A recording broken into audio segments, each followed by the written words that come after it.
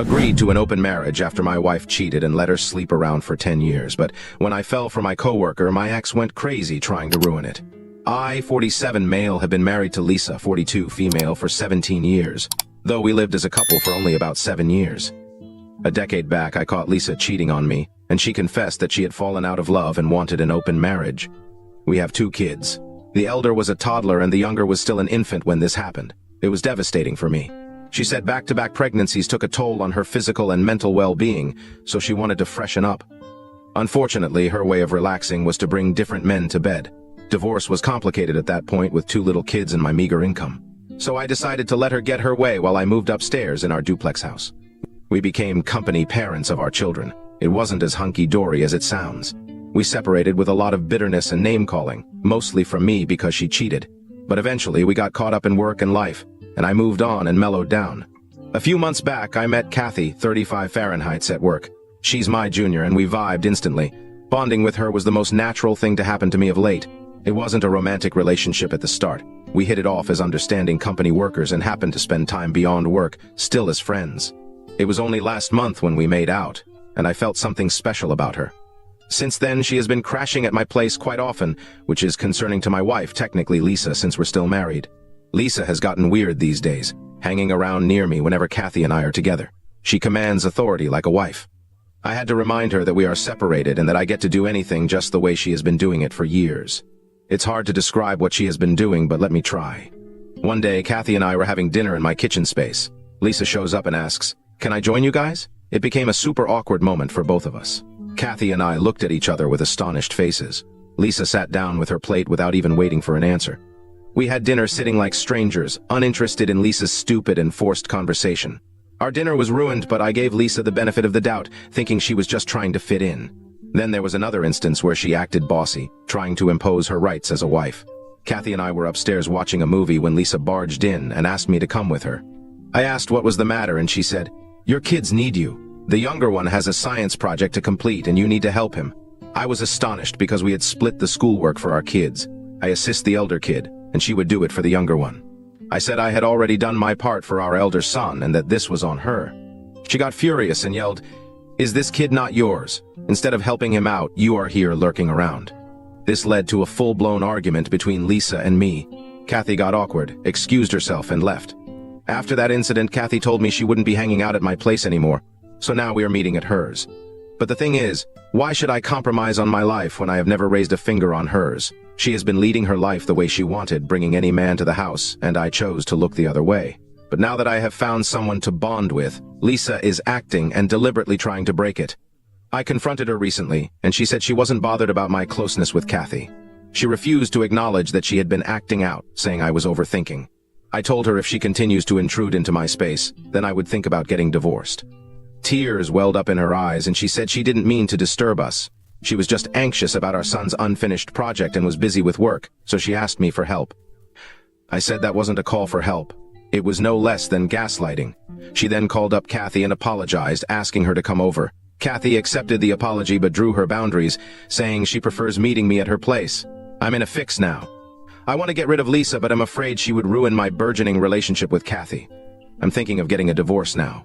The only reason why I didn't go for a divorce back then was because I didn't want my children to choose between their mom and dad. Now I'm thinking whether I should get it done and prioritize myself over everything else, even my children, or should I wait a few more years for my children to grow up and then make a move. I'm not sure if Kathy would wait for me until then. I'm still angry with Lisa and her decision to open the marriage. I'm also angry at myself for agreeing with her and not pushing back enough. Edit. Sorry for all the mumbo-jumbo and missing information, particularly around Lisa's cheating and our separation dynamics. People are saying it's difficult to give any advice without this clarity, so here's everything. It's going to be long, so you can skip this part if you aren't interested in knowing the history. This was like 10 years ago, so I might miss some details here and there. 4 months after the birth of our younger son, Lisa started acting up. She didn't let me come close and said she didn't feel ready for intimacy. Pregnancy and breastfeeding had made her averse to intimacy. I respected her decision, but she was also drifting apart emotionally. I suggested we seek couples therapy, but she shrugged it off, saying it was just her postpartum thing and would recover eventually. It was almost a year when I lost patience and confronted her that we need to address the elephant in the room. She either goes to therapy with me or tells me the truth about what's wrong. She gaslighted the situation, saying I was being insensitive, but I didn't let it slide this time and dug out the truth. I snooped on her phone but didn't find anything concrete. She had deleted most of the chats and emails. I don't remember exactly how I got the clue, but one day she said she was going out shopping with her friends. I followed her car and found her cheating. She was sleeping with a young college student back then. I barged into his house. Okay, knocked. A shirtless guy answered while Lisa was on the couch in her lingerie trying to cover herself. I held that guy by his neck and was almost about to punch him when Lisa intervened and pleaded to leave him. She cried that it was not his fault. He was just one of the guys she was hooking up with. It blew my mind. What the hell? One of the guys? She confessed to hooking up with a couple of guys. The guy standing in front of me had no idea what was happening or if she was married with kids. We came back home and I did all sorts of things which any man in my situation would do. No, not hitting. I'm a man of no violence. I called up her parents and revealed her truth in front of everyone. I insisted on a divorce. I even hired a lawyer and discussed the case, but as the situation progressed and the lawyer explained the reality, it shook me. There was no real gain for me except loss. As the children were tiny, they would need their mother most. I could get joint custody, which would be at Lisa's mercy to let me meet them and dictate the terms. Yes, of course, I could knock on the courtroom door if she didn't comply with the court order, but how many times would a normal man want to get into this law and order thing? We live in a no-fault state, so no moral policing for her. I still have to pay alimony. Child support is unavoidable. So basically, I take care of all the responsibilities as a dad, but I'm left at Lisa's mercy to spend time with my children. Lisa, on the other hand, was also against divorce. She suggested that instead of divorce, let's open our marriage and we can come back to each other whenever we want. I knew I never wanted her back, but divorce was unaffordable at that time. The only viable option was to separate and live as housemates and co-parent our children. So we did that. Though she chooses to call it an open marriage or whatever she wants, I consider this to be a dead plan, and we are separated. In the last 10 years, Lisa has had many partners, though she claims nothing serious with any of them. I believe she had at least 3 partners who were more than just physical. They came home, and she went hiking and on vacations with them. It was not easy for me to see her getting involved with others. First, her cheating, and then her multiple partners being intimate with her in our bedroom. We have a duplex house. I took the guest bedroom upstairs. The stairs leading to it have a passage through the back door. We had bought that house from an Asian couple who constructed it to have their grown-up son living with them upstairs with privacy. But sadly, the son moved out, and the couple sold it to us as it was too big for them. The main entrance of the house opens into a living room with a huge closed kitchen with dining space, a master bedroom, and a storeroom which we made into our children's room. Upstairs, it was a guest room the same size as the master bedroom, and the remaining space had a huge library-like structure for reading and hosting parties. That space leads to the top of the house where there is a small terrace. Since I was put upstairs, I was able to see most of the things happening down below. Sometimes I wished I could shut my eyes, but for my children's sake, I remained vigilant. At the start, I also jumped into dating, but after a couple of months, it felt hollow and meaningless. I stopped and instead focused on more meaningful stuff. I joined a badminton club and worked on my athletic body. I was a sports enthusiast in college, so I went back to pursuing field games on weekends.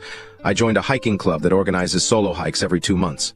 You cannot take your friend's spouse or anyone known. You go alone, and there would be a bunch of other people who are also alone. So basically, you hike with strangers. It was damn fun. I did that for 2 years continuously, and now I do it only twice a year. I've had hookups here and there in these last 10 years, but no emotional affair and no long-term partner. I didn't feel that connection with anyone else. With Kathy, things are different. I feel happy around her. She's the woman I feel I can give love another chance. But the devil of my life has come hunting me down there as well. The current situation remains the same. Kathy refuses to come to my place. I'm worried that she would go distant from me, and I don't want to lose her. The situation is practically choosing between Kathy and my children, and I'm struggling to make a choice. Update 1. Hello all, thanks for all the suggestions and comments. I appreciate all of it, good and bad. I sought therapy, which helped a lot in understanding my focal point and what I wanted at this point in life. As you guys said, the children are entering their teens, so it's just a matter of a few years before they would walk out to lead their individual lives. It doesn't make sense to miss my chance of being happy with Kathy. I had a transparent discussion with Kathy. I told her about my feelings and that I want to be with her. If she feels likewise, I can work this out. She said she feels the same but is reluctant because of my family dynamics. She just doesn't feel comfortable being around my legal wife. She's fine with the children around me. I said I can work this out. I'm going to move out. The children can decide where they want to stay. They are mature enough to make this decision. They can also choose to shuffle between moms and dads. Kathy agreed to it. My therapist suggested children's counseling where they could be made aware of our marital status in an age-appropriate manner. I told Lisa about the counseling thing, and she flipped out. She said I was being selfish and nuts for dragging my children into this mess, that I'm messing up their lives by getting serious with Kathy, and that I should prioritize my family over my own selfish desires. I lost it at this. Really, Lisa, are you the one giving these preachings of family and morals? What happened to your ethics when you were getting involved with different men while your children were still breastfeeding and rolling in their cribs? I asked her to back off and took the kids to the counselor. It was helpful. The children have received it well. They appreciated that we were sticking along for so long for their sake. They also agreed that I have the right to be happy for the rest of my life. I told Lisa I would be filing for divorce. She acted shocked and started sobbing. She said, "I thought we decided never to get divorced and be with each other throughout. Now when you found this woman, you were leaving your family to be with her? I have also met so many men who wanted to marry me, but I never traded off my married life for them." I said, "Stop trying to guilt-trip me. This isn't helping. Cut the crap and sign the papers. I'll be paying for the children's education until college. You can keep the house and the car. That would be your alimony. I'll be moving out. I'm choosing my happiness over money because now I can afford it. Back then I couldn't." She cried and tried all means to talk me out of the divorce thing. She said I can move out and live with Kathy and remain married. I said I love Kathy and don't want her to be called my mistress. I know no one would name call her that way, but Lisa would. She can go to any length to humiliate others. The papers should be in any day. I'm moving in with Kathy next month. I'm waiting for my children's annual exams to be over. I would be taking them for a trip, and then I would move out. I would be relieved when all this gets settled. Update 2. I tell you, this woman is a real piece of work. As I mentioned in my last update, I was off for a vacation with the kids. This woman used this opportunity to pull off her evil plan. Lisa sobbed her way to Kathy and asked her to back off. She told her that she's tearing apart our family and that our children would be suffering because of her. Lisa tried to guilt-trip Kathy, but when Kathy didn't budge, Lisa said that I wasn't serious about her and that Kathy was just a fling for me. Lisa is shrewd and cruel. She knows very well how to play her cards. She knew I was in a low network zone with the kids, so Kathy wouldn't contact me, and she didn't.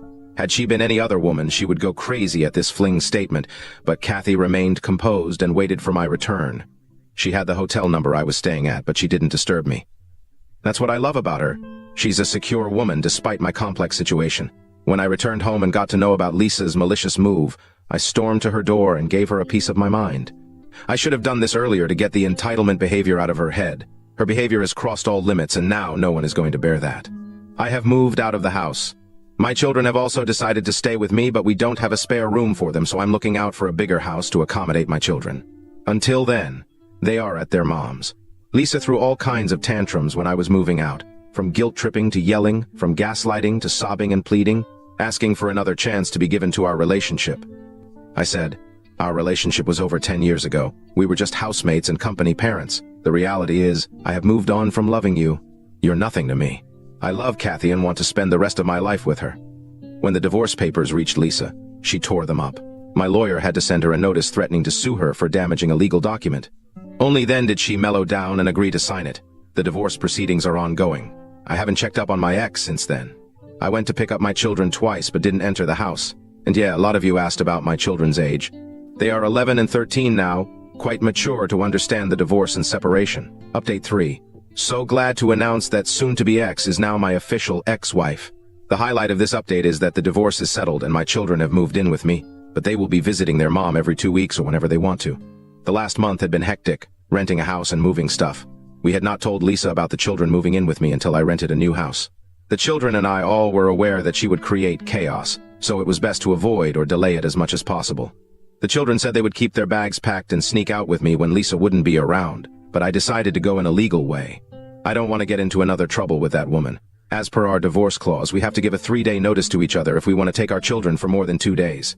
So, I went home and told her that the children wanted to move in with me and I would be coming in 3 days to pick them up. As expected, she freaked out. Good for her that she didn't go violent, breaking things and all. It would have played better for us, but no, she chose the emotional way. She hugged the kids and cried, saying sorry for everything and asking them not to abandon her. She tried her best to emotionally manipulate them to stay with her, and she was even successful in doing that with the younger one. He said that he wants to stay with Mama. Kathy had told me that situations like this could happen, and I should be prepared for their last-minute back out. So, when he called, I said, "Cool, Dad loves you no matter what." But the elder son still stood firm on his decision to move out. I said, "Sure, I'll pick you up." I don't know what happened in between, but when I went to pick him up, both boys were ready with their stuff. I hugged them both and took them away. I didn't ask them what happened there. It's already so traumatic for them.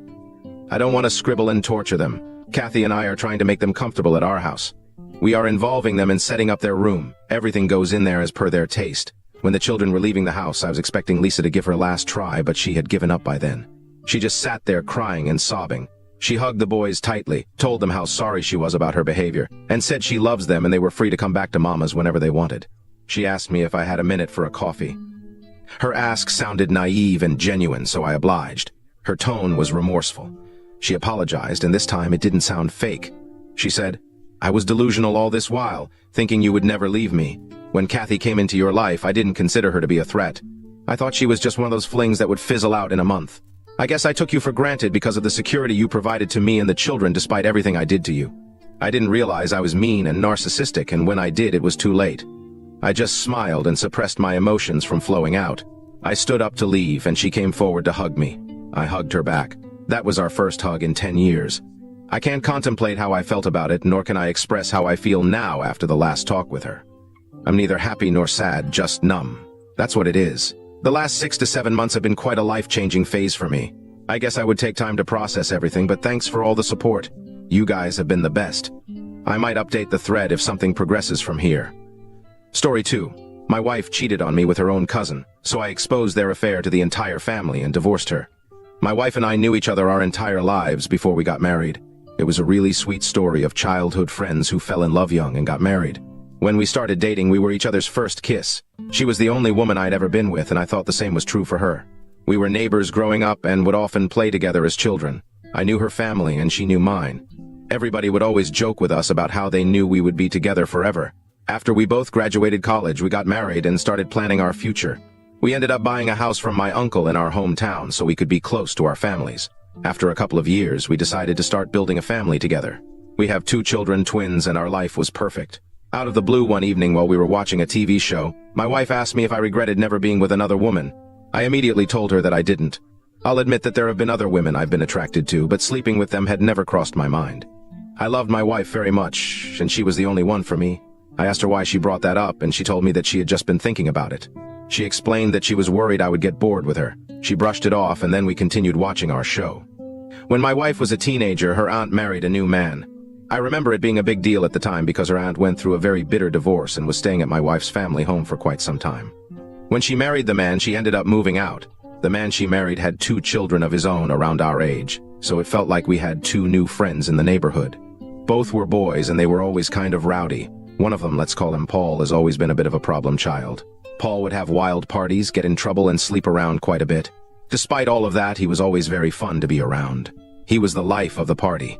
In his adult years, he calmed down quite a bit. He had a good job and was on the straight and narrow. His only major issue was his inability to remain in relationships. They always seemed to fail before they got too serious, and Paul would get pretty beat up about it. Paul was dating a girl that he really liked, and she ended up breaking up with him. He was hurt, so he reached out to my wife and me to talk. My wife, being the sensitive and caring woman that she was, went over to his house to make him dinner and listen to him. I didn't go because I didn't want to overwhelm him. I never expected that anything would happen between them. She came home later that night, and when I asked her about what happened, she was very evasive with her answers. She didn't seem to want to tell me what Paul said to her. I thought it was fishy at the time, but again, I never thought she was doing anything inappropriate with him. Looking back, a lot of how she was acting after that night seemed like she felt guilty. She was being very generous to me with a lot of things. She kept cooking my favorite meals, surprising me with small gifts and complimenting me all the time. She was normally nice, but it was a little over the top. It felt almost like a child who broke something they shouldn't have been playing with, trying to make up for it. About a week after the night she visited Paul, she went back. She told me she was going to bring some food just to make sure he was getting something healthy to eat. I offered to come along so I could check in on him, but my wife told me that it would be better if it was just her. I just assumed that it had something to do with him being in an emotional state. I stayed back and put the kids to bed while she went to visit Paul. She came back a few hours later and told me that they had a long talk about everything. She didn't give me any details about what he said. She started to visit Paul by herself a lot more frequently over the next few weeks. As I said before, Paul dated a lot of women and broke up with a lot of women. I had never seen him so distraught over a breakup before. The more time my wife was spending with him, the less it made sense. She came home one night and I asked her about what was really going on with Paul. I didn't think that she was sleeping with him, but I thought something else was happening. It was all so out of the ordinary. She stuck to her story about Paul being very emotional after the breakup. I offered to maybe go talk to him and give him some advice, but she told me that it probably wouldn't be much help. Regardless of what she said, I was worried about him. He was my family and my friend, and I wanted him to be okay. Over my lunch break at work the following day, I stopped by his house to check on him.